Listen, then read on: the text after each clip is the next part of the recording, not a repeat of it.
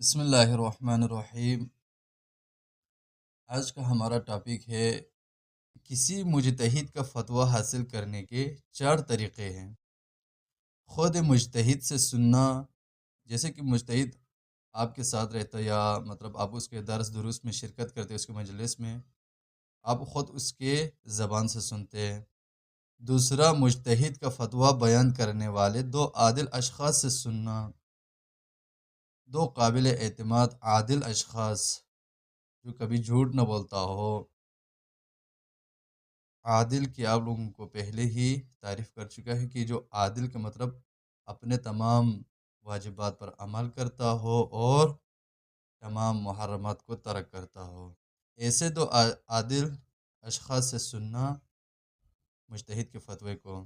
تیسرا، کسی ایسے شخص سے سننا جس کی بات پر اطمینان ہو، آپ کے قابل بھروسے کسی شخص سے سننا، آپ کو یقین ہے کہ یہ شخص جھوٹ نہیں بولتا، مجھے اس پر بھروسہ ہے۔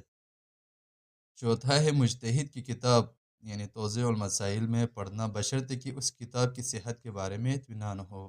جو توضیح المسائل گھروں میں یعنی ہم لے کے رکھتے ہیں مجتہد کے، ہر مجتہد کے الگ الگ توضیح المسائل ہوتے ہیں، اس توضیح مسائل میں آپ نے پڑھنا، بشرطے کہ وہ توضیح المسائل اسی مجتہد کی ہو اور اس میں رد و بدل تحریف نہ ہوا ہو۔